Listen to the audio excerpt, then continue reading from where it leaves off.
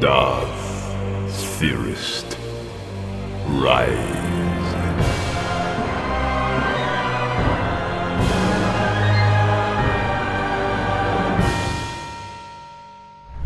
What if R2-D2 and C-3PO discovered Palpatine's true identity? Let's explore the depths of it in the video. Coruscant, the city of endless light, but tonight it shimmers under storm clouds. The Senate's towers blink like beacons in a dying storm, and in the shadows beneath them, two droids make their quiet way through the Chancellor's private wing. R2-D2 rolls forward, dome light flickering. C-3PO follows, muttering to himself in that familiar, fussy tone. I do wish we'd been assigned to this job during daylight hours, R2. The Chancellor's staff made it quite clear that his systems were delicate. If something goes wrong, we could be held responsible. R2 gave a soft whistle that translated roughly to relax, though 3PO ignored it. The astromech's probe extended and connected to the console, sparks briefly flashing as power flowed through the circuit. The screens around them flickered, until a new image began to form, not part of any normal system. In the heart of the Republic's most secure office, the two droids stumbled across a signal that did not belong. It was encrypted beyond Republic clearance levels, hidden in the machinery that they were meant to repair. R2 rotated his head, his sensors detecting a transmission feed broadcasting through the Chancellor's private holoprojector. Static faded. A low, distorted voice filled the room, one they both recognized, though neither could believe it. Everything is proceeding as I have foreseen. The projector stabilized, casting two holograms into the air. One showed a cloaked figure standing tall, the other, Count Dooku, kneeling before him. The blue light shimmered across the Chancellor's ornate desk, painting the room in a ghostly color. The Jedi are stretched thin, my master. Their faith in the Senate crumbles with every battle they lose. Let them weaken. When they fall, the Republic will beg me to save them. R2 recorded everything, his internal drive whirring as the data streamed in. C-3PO stood frozen, his photoreceptors wide in disbelief. Oh my goodness! That voice, it sounds exactly like the Chancellor. But that would mean... R2 gave a sharp, confirming chirp. They had uncovered the truth. The Chancellor was the Sith Lord. For a moment, all sound vanished, except for the faint hum of the hologram. Then, the Sith stopped speaking. He tilted his hooded head, as though he had heard something beyond the walls. The air around them seemed to darken. We are not alone. The transmission cut to static. Every light in the office dimmed. C-3PO grabbed R2 by the dome. He knows we're here. Oh, this is dreadful. We'll be melted down for sure. R2 beeped furiously and detached from the console, sending a surge of electricity that shorted the nearest security locks. The doors hissed open, and the two droids rushed into the hallway. The Dark Lord had sensed their presence. Within seconds, silent alarms rippled through the Chancellor's residence. To the Republic, they were harmless machines. To Sidious, they were witnesses, and that made them a threat. Heavy footsteps echoed behind them as Palpatine's personal guards appeared from the far end of the corridor. R2 launched a stun pulse that fried the nearest panel, sealing the guards off for a moment. I certainly hope you have a plan, R2. Running for our lives does not qualify as one. R2 responded with a determined whistle and rolled faster toward the nearest lift. Behind them, the sound of pursuit grew louder. On that night, as Coruscant slept, two droids carried the secret that could destroy the Sith and save the Republic, if they could survive long enough to deliver it. The Chancellor's residence was built like a fortress, and now it was alive with movement. Security lights strobed red across the corridors as Palpatine's guards swarmed through every entrance. The sound of heavy boots echoed down the marble halls. R2-D2 and C-3PO raced towards the turbo lift, their metallic footsteps clanging against polished floor. R2 zipped ahead, projecting a small holographic map from his dome, while 3PO stumbled behind, nearly tripping over his own feet. R2, I hope you know where you're going. These corridors look all the same, and if we get lost, we'll be... oh dear, scrap metal before sunrise. R2 gave an irritated trill that roughly translated to, "Trust me, I've got this." They reached the lift doors just as a squad of clone troopers turned the corridor. Blaster fire erupted, streaking red across the hallway. The bolts scorched the walls and sizzled against the durasteel floor. R2 rolled forward and slammed his comlink into the panel. The lift doors opened a fraction before the troopers fired again. R2 yanked 3PO inside and hit the control switch with his dome. The doors sealed, and the lift shot downward in a blur of motion. I can't believe it. We're fugitives. Do you realize how serious this is, R2? We've seen something no droid should ever see. R2 responded with a long, low whistle. He wasn't panicking. He was thinking. R2 had always been more than a simple astromech. He understood what the recording meant. The Chancellor was the Sith Lord the Jedi had hunted for generations, and now the proof sat inside his memory core. The lift stopped abruptly at a restricted floor deep beneath the Senate building. R2 rolled out cautiously, scanning for life forms. The level was deserted, but the alarm still wailed in the distance. He spotted a maintenance tunnel, small enough for them, but too narrow for human pursuit. A sewer tunnel? Absolutely not. I refuse to crawl through refuse just to... Oh! R2, stop pushing! R2 nudged him forward, beeping impatiently as the tunnel door closed behind them. The pair disappeared into the labyrinth beneath Coruscant's shining spires. The Undercity stretched for kilometers, a world of rust, steam, and echoing machinery. For hours, the droids moved through the maintenance shafts and abandoned conduits, guided by R2's internal map. Above them, the Chancellor's private guard scoured the upper levels, tracing false leads and security logs wiped clean by R2's interference. By the time the droids emerged again, dawn was breaking over the skyline. The rising sun painted the Senate Tower in orange light, casting long shadows across the Jedi Temple. That was their destination. They had witnessed the unmasking of a Sith Lord, but to deliver the truth, they would need to reach the only people capable of stopping him. As they approached the temple's landing platform, a group of clone sentries moved to intercept. The clones raised their rifles, confused by the sight of two battered droids charging toward them. Hey, where do you think you're going? This platform's restricted. C-3PO threw his hands up dramatically. Thank the Maker! We're saved! We've just escaped a terrible situation at the Chancellor's office, and... Oh, would you please not point those weapons at us? R2 beeped rapidly, sending a code distress transmission through the temple's internal channel. Seconds later, a familiar voice crackled through the comm. Let them through. That's my astromech. The guards hesitated, then lowered their weapons. R2 and 3PO hurried inside the temple hangar, where Anakin and Obi-Wan waited near a gunship. Both Jedi looked worn from battle, but alert. What happened? You two look like you've been through a war zone. We very nearly were, Master Skywalker. There was a hologram, a secret conversation. The Chancellor and someone called Lord Sidious. That's impossible. The Chancellor isn't... Wait. R2 projected the recording. The flickering image of Darth Sidious filled the hangar. The hooded figure spoke with chilling familiarity, and when the hologram ended, silence fell over the room. Obi-Wan's expression hardened. Anakin, that voice. They've known him longer than any of us. Do you recognize it? Anakin didn't answer at first. The light from the hologram still glowed faintly across his face. It sounds like him, but it can't be. It can't. For the first time, the Jedi had seen the darkness that ruled the Republic, but they did not yet understand that the darkness was already aware of them. As the Jedi Council prepared to confront the truth, Darth Sidious was already making his next move. The recording was replayed 3 times that morning inside the council chambers. Each time, the same hologram filled the room. A cloaked man, his voice low and deliberate, his words echoing like a curse through the marble hall. Everything is proceeding as I have foreseen.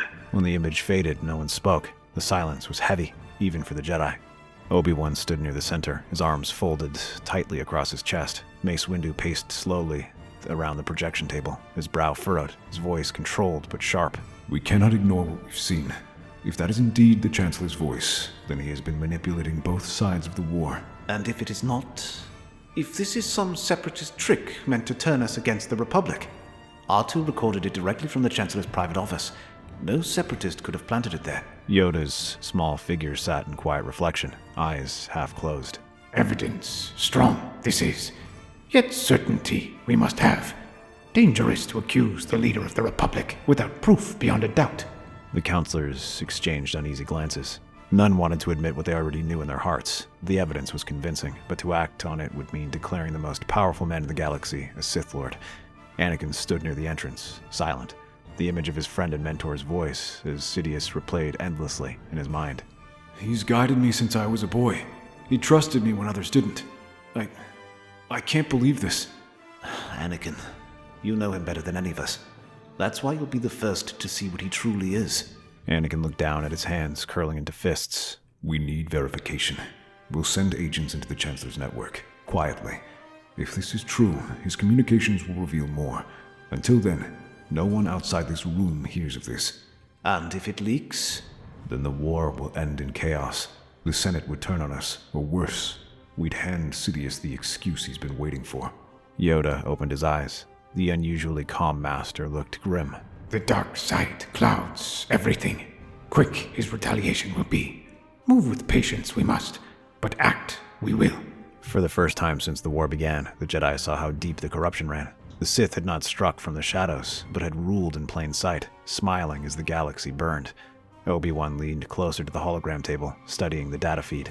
Palpatine has hidden his identity for years, manipulating both the Republic and the Separatists. If this goes public, every soldier in the clone army will question their loyalty. We could lose the entire war overnight. Then we move quietly, observe him. If we see even a whisper of Sith activity, we act decisively. You're planning to spy on the Chancellor? We're planning to prevent the Republic from collapsing. You will not speak of this to anyone, not even him. He's going to sense it. He always does. Then let him. Perhaps it's time he realized the Jedi are not as blind as he believes. Careful we must be. If cornered, a Sith strikes hardest. The meeting ended without resolution. One by one, the masters filed out, their robes whispering across the floor. Only Obi-Wan lingered, his eyes on the holoprojector, still faintly glowing with static. The Jedi had chosen caution, but caution was exactly what Palpatine had built his power upon. For every move they make, he was already 10 steps ahead. Meanwhile, in the Chancellor's office, Palpatine stood alone before his window, the city stretching endlessly below him. His reflection shimmered faintly in the glass, the mask of a politician overlaying the grin of a Sith Lord. So, they finally begin to see. He turned toward the darkness, his eyes flashing yellow for an instant before the mask of calm returned. The game was no longer hidden. Both sides knew the other was moving, and in that fragile silence between discovery and confrontation, the galaxy itself held its breath. The Chancellor's office was quiet, except for the sound of rain tapping against the window. Lightning flickered across the skyline, flashing white against the shadow of his hooded reflection. Palpatine stood at the center of it all, perfectly still, as if listening to something far away. Then a thin smile spread across his face. The Council finally doubts me. How very predictable. He turns toward Mas Amata, who stood nervously by the door. My lord, Chancellor, intelligence reports the Jedi have restricted communications from your office. They're reviewing your security logs. Let them. Suspicion is the first step towards treason. The more they probe, the deeper they sink. Palpatine raised a hand, and the room's holotable flickered to life. Across its surface appeared blue outlines of Coruscant's power grid and the Jedi Temple's data relays. He studied them like a spider examining its web. They think they can hide their fear from me, but I can feel it. Through the Force, through every whisper and shadow in this city. They believe they have discovered the truth. But all they've truly done is reveal themselves. Across the city, the Jedi worked in secrecy. R2-D2 and C-3PO were moved to a secure hangar inside the temple. Technicians examined their memory banks, while masters prepared surveillance on the Chancellor's transmissions. Mace Windu oversaw the operations personally, his expression carved from stone. No one outside this chamber touches that recording. If Sidious suspects we're aware, he'll act first. R2 beeped an affirmative response as the technicians began creating encrypted backups. But somewhere deep within Coruscant's datanet, a hidden program came to life, one seeded by Palpatine months before. A silent signal pulsed through the archives, tracking every system the droid connected to. Within minutes, the Sith Lord knew exactly where his enemies were watching from. That evening, Anakin Skywalker entered the Chancellor's office under the pretense of a briefing. He found Palpatine sitting calmly at his desk, the light from the skyline reflecting in his golden eyes. Ah, my boy. I hear you've been spending quite a bit of time at the temple lately. I trust the Council has kept you busy. They've been cautious. The war is not going as planned. Caution is the death of victory. Anakin hesitated. There was something different about the Chancellor tonight. Sharper, more deliberate. They're worried, sir. About infiltration. About corruption. Are they now? And who do they suspect of such treachery? Surely not me. Anakin's gaze dropped. He didn't answer. Palpatine's smile widened. He could sense the boy's unease, like a current in the Force. Anakin, they don't trust you. You know that. They never have. Even now they keep secrets from you. They're just being careful. No, they're being afraid. They fear your strength, as they always have. Tell me, have they ever made you feel like an equal? Or like a weapon they can point and fire? They treat me like a child. And yet you are the most powerful Jedi alive. Imagine what you could accomplish if they didn't chain you with their fear. In that moment, the Chancellor spoke as Sidious always had, softly, carefully, planting seeds that would soon grow into fire. Palpatine stood and walked to the window, clasping his hands behind his back. Anakin, I want you to know something. If the Council turns against you, If they ever question your loyalty or your heart, you will always have a place here with me. Anakin's expression softened slightly, though the unease in his voice remained.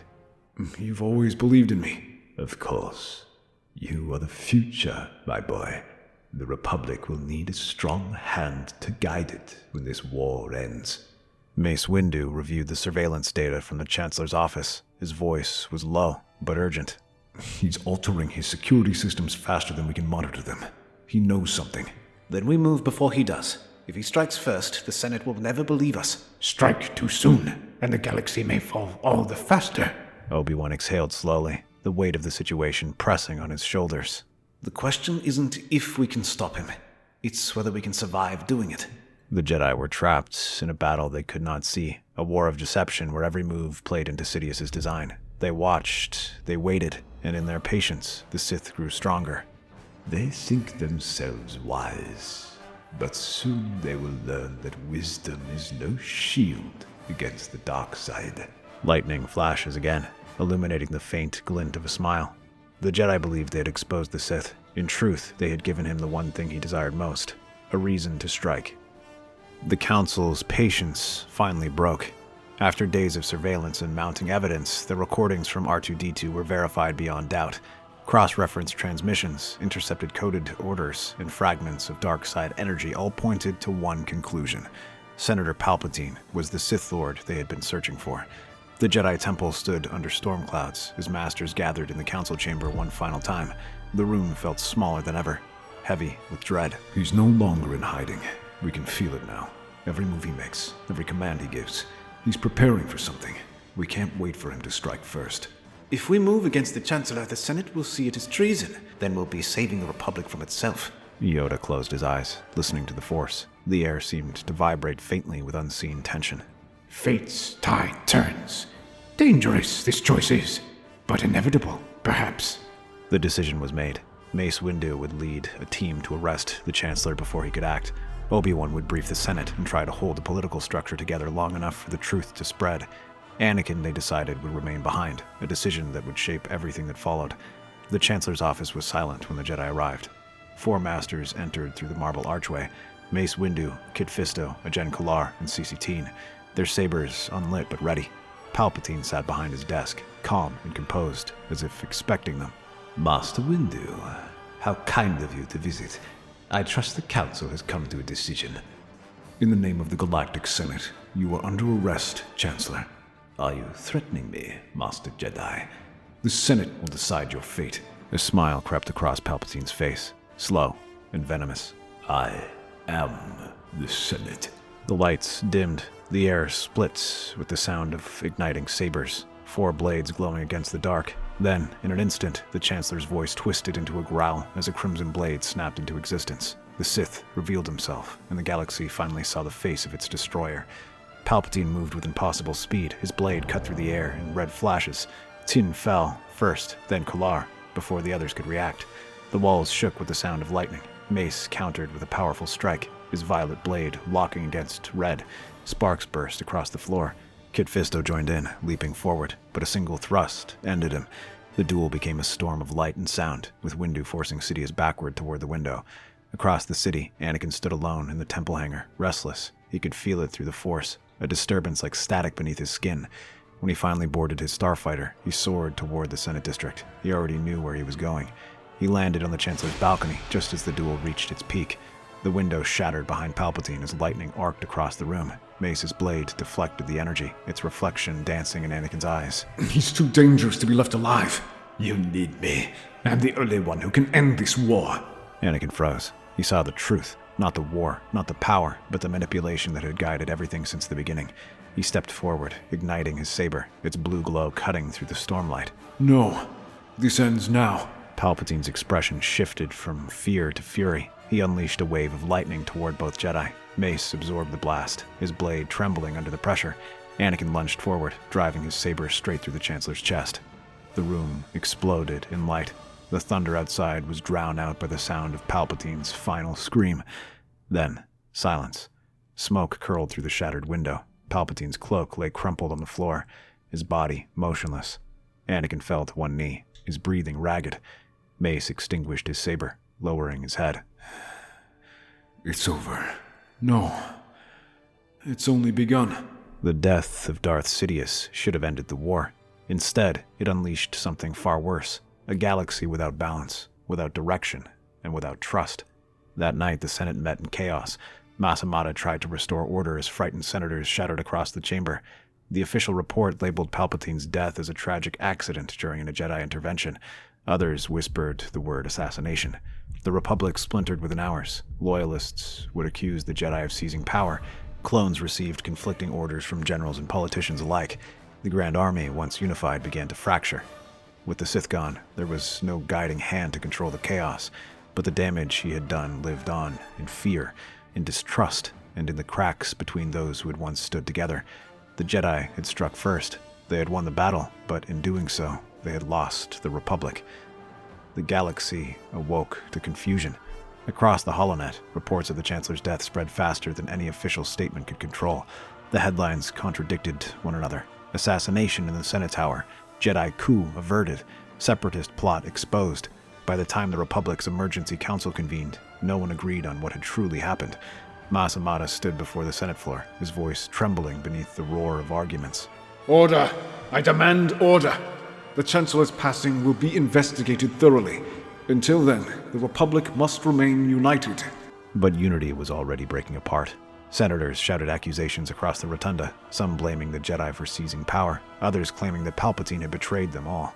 Loyalist systems threatened secession, and neutral systems withdrew from the conflict entirely.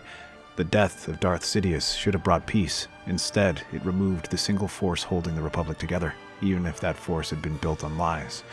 At the Jedi Temple, silence hung over every corridor. The Masters had gathered again, their expressions worn and hollow. The weight of what they've done pressed down on each of them. The Senate is collapsing. They no longer trust us. The clones are receiving orders from conflicting commands. We stopped the Sith, but at the cost of everything we swore to protect.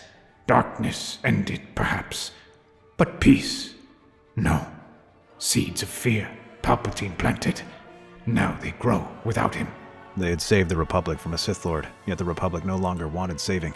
Every victory felt hollow. Outside, rows of clone troopers guarded the temple gates, uncertain which authority to obey. Their loyalty was split. Half stood following Jedi command, half followed what remained of the Senate's provisional council. The Republic had won the war against the Sith, but it had begun to lose itself. In the temple hangar, R2-D2 and C-3PO watched the chaos unfold through a viewport. I must say, R2, this is hardly the glorious victory one might expect after defeating a Dark Lord of the Sith. Half the Republic seems ready to destroy the other half. R2 responds with a low whistle. Yes. I know you were the one who discovered him. But please, don't act smug. I'm the one who had to panic through the entire ordeal. R2 chirped something sharp in return. 3PO crossed his arms indignantly. Well, I don't recall you being the one dragged through a sewer tunnel. Thank you very much. The droids bicker quietly as thunder rolls above Coruscant. Their conversation faded beneath the larger turmoil of the city, a symbol of innocence surrounded by the wreckage of war. The galaxy had been freed from the Sith shadow, but it had no idea what to do with the light. Without Sidious to guide or manipulate them, the Republic's leaders found themselves staring into the void he left behind. In the Senate Tower's upper levels, Obi-Wan stood on a balcony overlooking the city. The lights of Coruscant glittered endlessly beneath him, beautiful, distant, and cold. Mace Windu joined him, silent for a long moment before speaking. We did what we had to, but I can't shake the feeling we've done exactly what he wanted. He built everything to depend on him. Remove the center, and everything collapses. Maybe that was his final victory. Obi-Wan looked down at the endless streams of traffic below. The Council can't hold the Republic together forever. We'll need a new order, one that listens, not commands. Yoda approached quietly behind them, his walking stick tapping against the marble. Rebuild we must, but rebuild wisely. Power the Jedi must not crave again. Guardians we are meant to be, not rulers. They nodded, but none of them knew how to begin. Days later, the Republic officially named a temporary coalition to stabilize the government. The Jedi were placed under review, restricted from Senate affairs, but permitted to maintain their peacekeeping role. Public opinion fractured. Some hailed them as heroes, others called them conspirators. Balance had been restored, but not harmony. The Sith were gone, yet their shadow lingered, not in the Force, but in the hearts of those left behind. In the depths of the city, whispers began to rise. Smugglers, mercenaries, and ex-Confederate loyalists speaking the same name. Maul. The galaxy no longer belonged to empires or councils. It belonged to whoever could fill the void. And somewhere in that void, a crimson blade waited to ignite once more. That's our theory. The Star Wars universe is a galaxy filled with exciting stories and possibilities, and we love exploring them. If you'd like to join us on this journey to a galaxy far, far away, then please like, share, and subscribe to our channel.